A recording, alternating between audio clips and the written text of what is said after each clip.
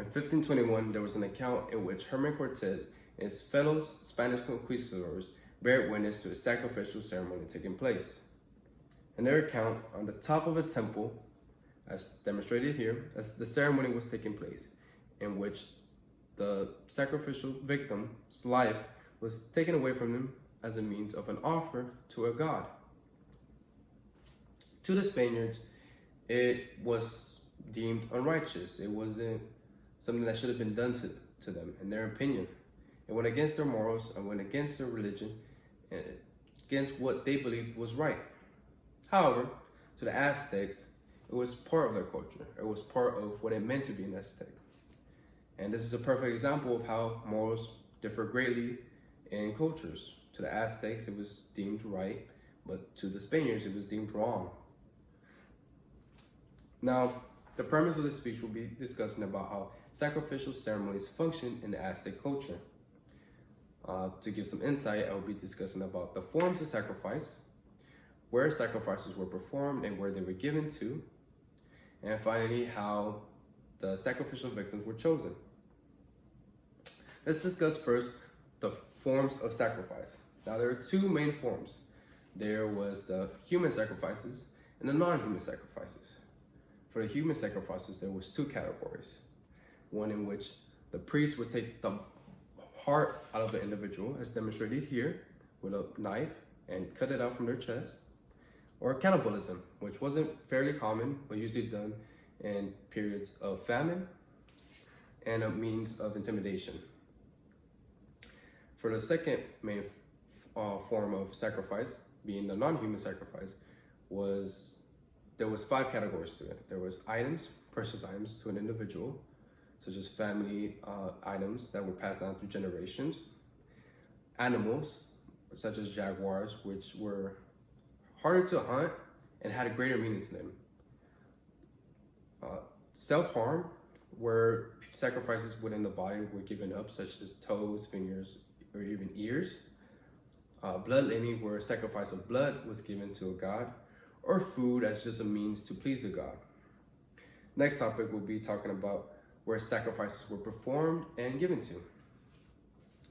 Now, sacrifices tended to be different. So human sacrifices, as mentioned before, gave the life up. So those were tended to be done on top of temples, while non-human sacrifices tended to be done with statues.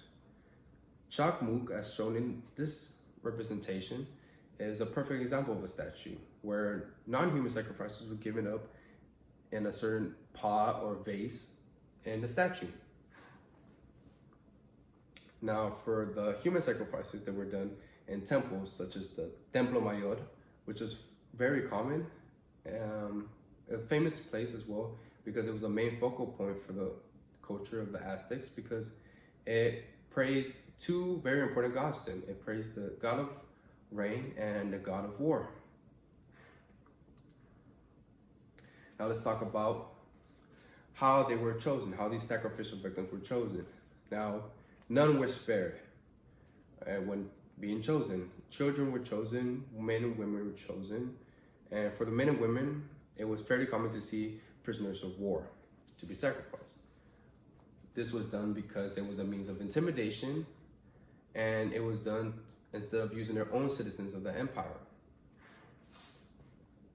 As I stated before, children were used, and children were used because their characteristics best fit for the reign of God, the outlook. It was believed that their tears, the tears of newborns, would better ensure reign. Now, to wrap things up, I will demonstrate the Templo Mayor. It's a very important aspect of the Aztec culture, sacrifices, sacrificial ceremonies. And the Templo Mayor was a very prominent one that showed great influence for the culture. As mentioned before, it praised 2 gods. So, countless sacrifices were performed here, and sacrifices hold a great part in the Aztec culture. It was something that was so heavily believed in because of the religion, that for every god that they had, sacrifice needed to be done in order to please that god for the empire to grow and to prosper. Now, the question I'll leave you all is morals determined by your religion and the environment you grew up in, or are morals given to you by birth? Are you born with them,